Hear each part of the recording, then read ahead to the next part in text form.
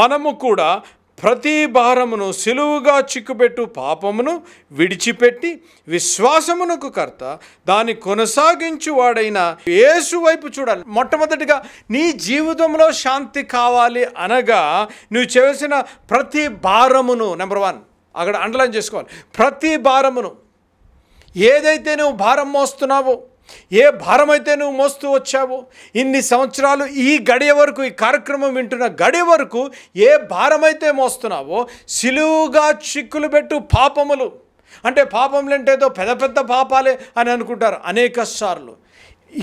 ఇక్కడ రాయబడిన మాట, మనము కూడా ప్రతి భారమును, ఏ భారం మోస్తున్నాం. అందుకనే దేవుని వాక్యంలో ఉంది, భారము మోసుకున్న సమస్త జనులారా నా యొద్దకు రండి, నేను మీకు శాంతినిచ్చేదను. మనశ్శాంతి. నీ భారమును దేవునికి ఇచ్చినట్లయితే నీకు మనశ్శాంతి కలుగుతుంది. అనేక సార్లు మన భారాలు మనమే మోస్తూ ఉంటాం.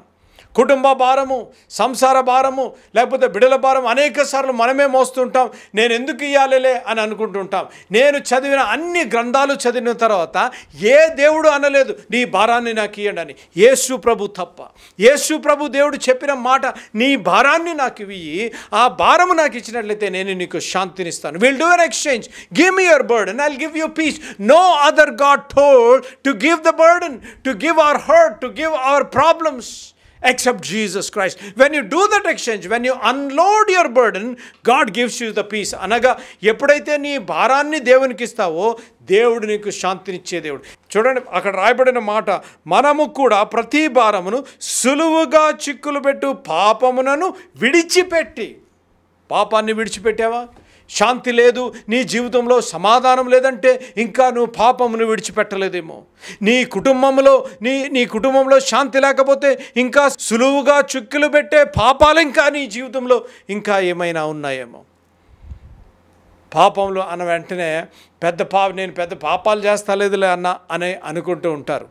ఒక మాట చెప్పాలా? జాగ్రత్తగా ఇటు చూడండి అమ్మ, ప్రీతముడు ప్రీచలమ్మ, దేవుని హృదయాన్ని గాయపరిచేది ఏదైనా సరే అది పాపమే. దేవుని హృదయాన్ని గాయపరిచేది. నీకు తెలుసు, ఈ పని చేస్తే, ఈ మాట మాట్లాడితే, ఈ చూపు చూస్తే, ఈ నడక ఇక్కడికి వెళ్తే, లేకపోతే ఈ సంబంధం నేను పెట్టుకుంటే నీ అంతరాత్మకు తెలుసు. ఈ పని నేను చేస్తే, ఈ మాట నేను మాట్లాడితే, ఈ చూపులు నేను చూస్తే, ఈ క్రియ నేను చేస్తే దేవుని హృదయం గాయపడుతుందని తెలిసినప్పటికీ కూడా నువ్వు చేస్తున్నావంటే you are doing intentionally, you are hurting God.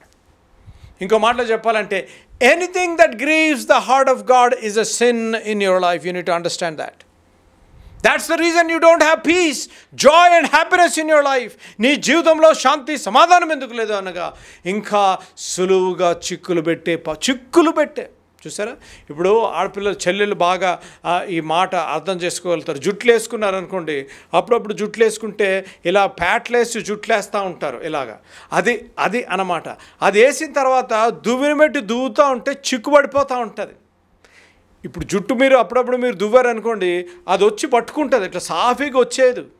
అందుకనే తల్లులు ఏం చేస్తారంటే చిక్కు తీస్తూ ఉంటారు. ఎందుకు? ఆ జుట్టు ఫ్రీ ఫ్లోగా ఉండాలని. సులువుగా చిక్కులు పెట్టు పాపాలు, చిన్నవి కూడా మన మాటలతో. ఈ శ్రమ దినాల్లో మనం ఉన్నాం, మన మాట జాగ్రత్తగా ఉండాలి.